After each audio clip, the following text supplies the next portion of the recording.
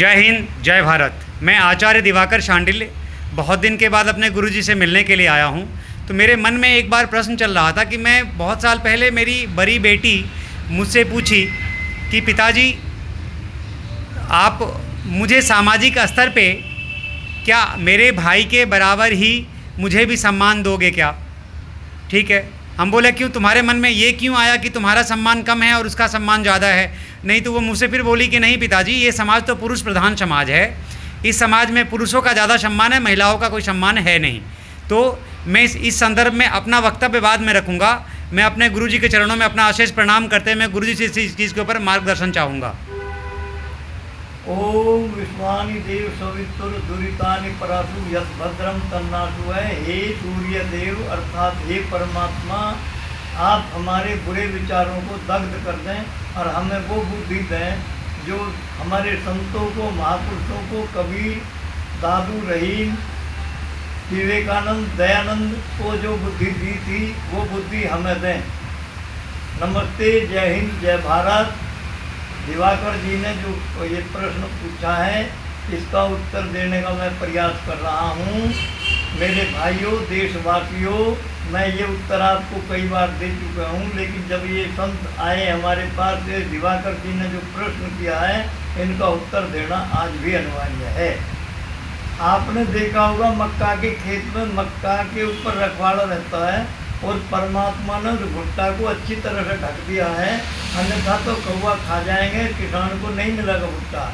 ऐसे ही नारियल के पेड़ पर बड़े कठोर आवरण में नारियल की सुरक्षा उस परमात्मा ने की है ताकि ये मनुष्य के लिए मैंने बनाया है, इसे कौवा ना खा जाए।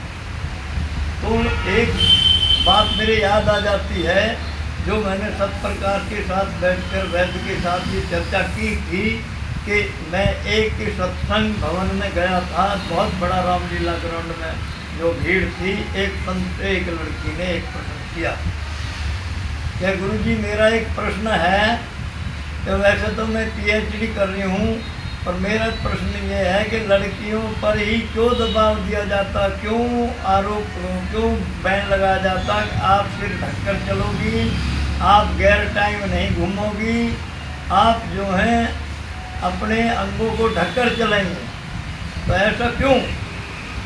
तो संत ने कहा कि भाइयों, लड़की ने जो प्रश्न किया है मैं तो कुछ ना कुछ उत्तर दूंगा ही, लेकिन इस भीड़ में अगर कोई प्रश्न का उत्तर देना चाहता हो तो दे।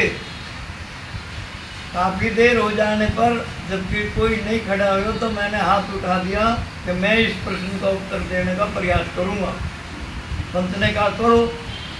मैंने कहा ये लड़की पीएचडी कर रही है, वैसे तो ये पीएचडी तो जानती ही नहीं, पीएचडी की क्या परिभाषा है इसे हम अगले किसी चैनल में बताएंगे आपको। लेकिन हमने लड़की से कहा कि लड़की जो सड़क के किनारे बड़ी बड़ी कोठियाँ बनती हैं, लोहे के जो बंडल पड़े हैं बरसों से पुराने, अगर बजट में पैसा बढ़ जाए तो इनके भी पैसा बढ़ जाएंगे, किंतु जो जौहरी हीरा को एक डिबिया में रखता है और तिजोरी के तीसरे खाने में रखता है, जब वो दिखलाता है तो हाथ पे रख के दिखलाता है, और जब कोई छूने का प्रयास करता तो छूमत इसकी मार्केट वैल्यू घट जाएगी, तो उसको फिर वो तीसरे खाने में रख देता है। तो लड़की, ये जो सड़क पे लोहे पड़े हैं ये तो लड़के की कीमत है, वैल्यू इतनी है लड़कों की बस, लेकिन आपकी वैल्यू हीरा जितनी है, इसलिए आपको डिबिया में से निकाल के नहीं दिखाया जा सकता, डिबिया में ही दिखाया जाएगा। किसी ने छू दिया तो मार्केट वैल्यू घट जाएगी, और आपको उसी लोहे की डिबिया में माता पिता के संरक्षण में या पति के संरक्षण में रहना चाहिए, क्योंकि ये संसार नेगेटिव पॉजिटिव दो धाराओं में चल रहा है। कभी भी सूर्य चंद्रमा नहीं हो सकता, चंद्रमा सूर्य, किंतु एक दूसरे के समानांतर चलेंगे तभी जीवन चलेगा। नमस्ते, जय हिंद, जय भारत। प्रश्न से संतुष्ट हो तो सब्सक्राइब करें और शेयर करें। धन्यवाद गुरुजी, आपका बहुत बहुत धन्यवाद। जय हिंद, जय माँ भारती।